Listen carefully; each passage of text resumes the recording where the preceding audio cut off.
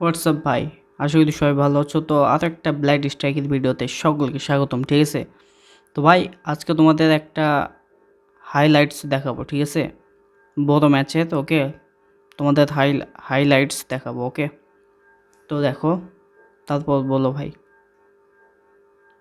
কমেন্টে।